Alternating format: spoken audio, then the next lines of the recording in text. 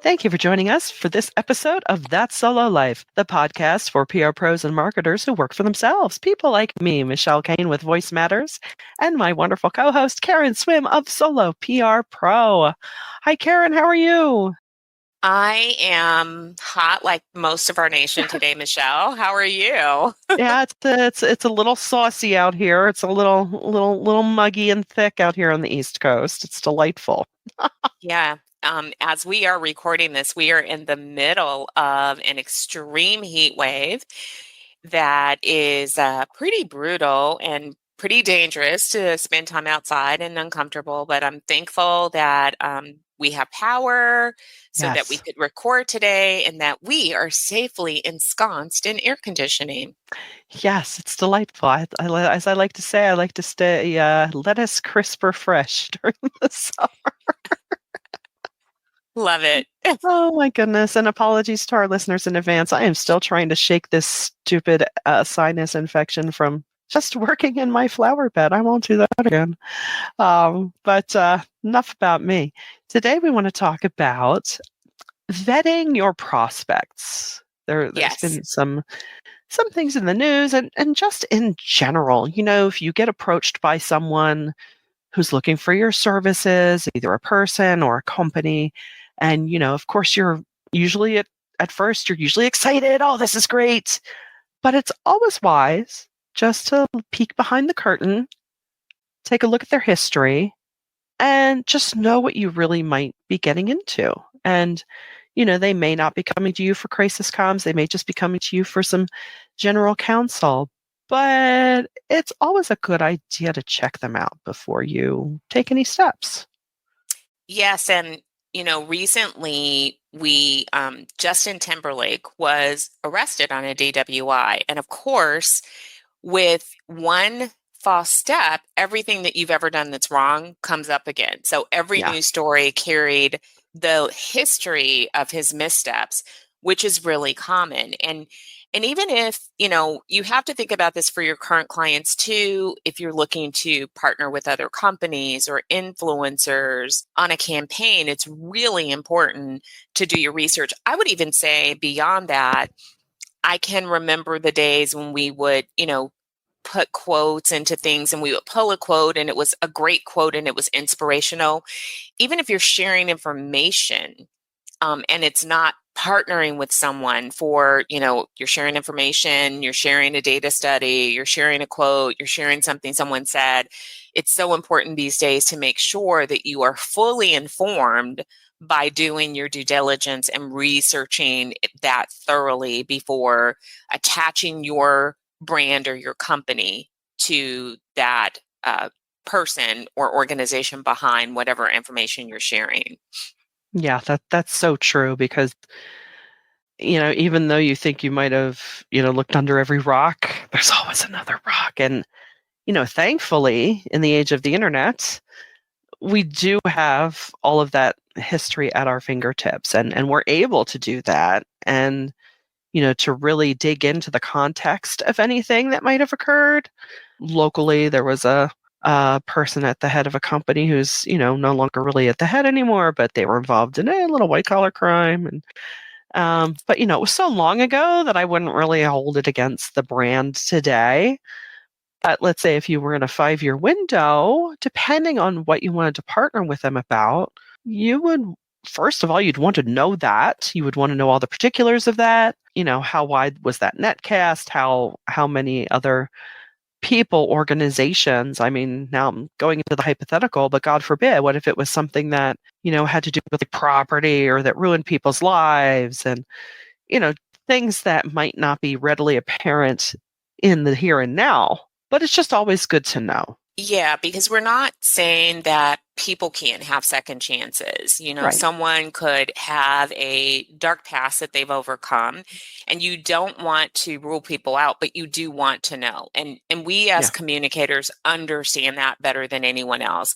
Knowledge is the power that we need because then when we're informed, we can prepare for any potential fallout and you can start to prepare FAQs. You can start to prepare messaging. You could help your client to make an informed decision. Is this a person or a company that really is meaningful? Is this something that we should walk away from, or going into it with our eyes open? What do we need to prepare in case this comes up?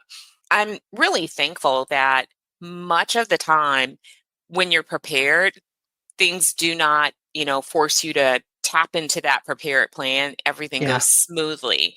But those 1% of the time when something really does happen and you're prepared, it's far better than if you are caught off guard and then you're scrambling to make it right or to make a statement. I thought, again, bringing up the Justin Timberlake example, it was interesting that they said his representatives had no comment. That's never a good position to be in, No. because then people are just going to continue to repeat negative information over and over and over again until a news story dominates the headlines.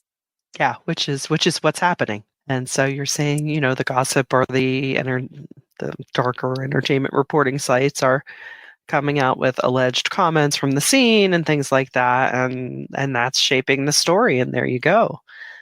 And that's never good. I mean, especially someone with resources like he has, his team should have been prepared for most anything, and with the hopes that you never have to use it. That is so true. I can look back. I know there have been instances sometimes that I've seen something that I shared long ago, not realizing someone's problematic history. And you learn, like, we make Yeah, mistakes, but you learn. I'm like, oh my gosh, I had no idea at that time when I shared this information that this person, had this history, because it's something that I never would have shared. I never would have supported that person, even if what they said in context was relevant and helpful. You still want to stay away from, certain things. yeah, and isn't that so true in this age of just reposting and sharing. I've had that happen as well. You see something, and of course it's probably usually something that you're already passionate about. You think, yeah, and you Yeah. reshare it, and then you realize, oh, I'm sorry, that person does what?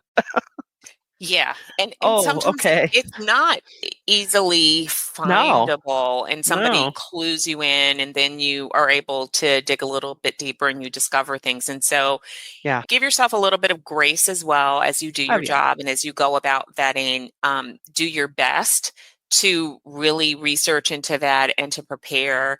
Sometimes you may miss things, and we're human beings. It's going to happen. But I do believe that when we always hold ourselves to a higher standard of excellence and at least go that extra mile to ensure that we're prepared in advance, it will always work out in your favor.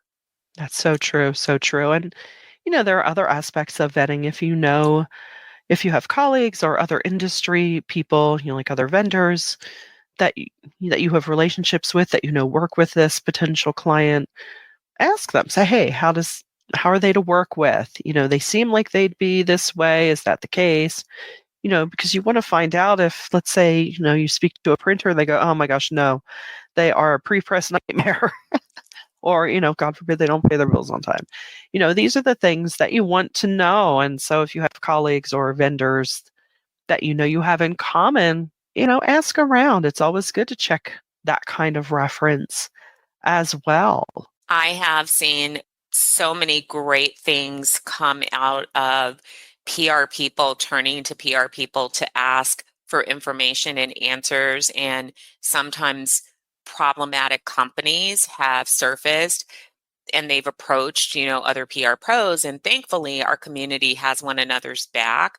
And Hmm. so people were able to share very specific examples and warnings. And I appreciate that. I appreciate that we look out for one another. So I completely agree with you, Michelle, that it's really important.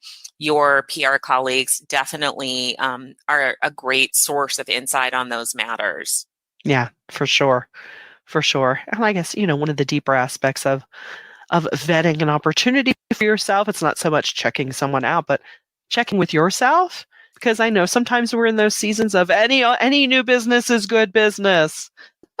I mean, And I that's not always true. right. I mean, I was recently approached for, some work, and could I do it? Yes. Is it really an avenue that I really want to pursue or to be tied to, with the amount of my presence and just my energy spend be worth the investment? And the answer was no. I thought, no, I'd prefer to keep open for different kinds of opportunities, and that's okay too. To check with yourself when you're considering new opportunities.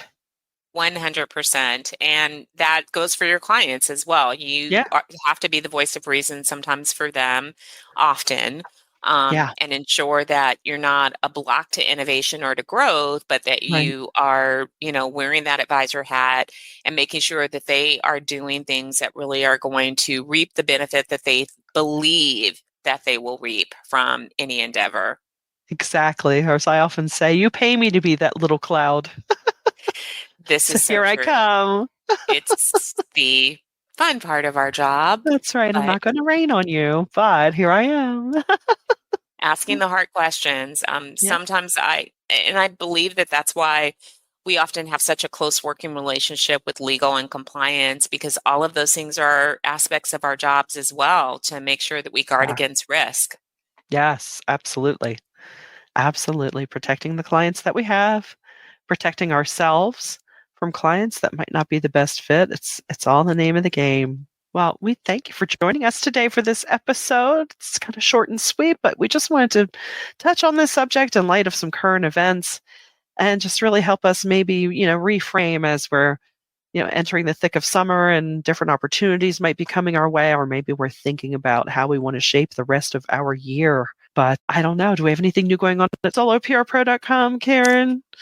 We do not. I hope that everyone is taking the summer and Yeah. enjoying some of it and enjoying the slower pace, even as you are plotting and planning for a great rest of the year. But take a little break, Yeah. do a little summer reading. We may do summer book club at some point Ooh. before summer ends. We'll read a book and we'll do book club, and we'll invite you to join us in that endeavor as well. But yeah, just stay cool, Yes. stay aware, Yes. Yes. and keep yourselves healthy and happy. Yeah. And until next time, thanks for listening to That Solo Life.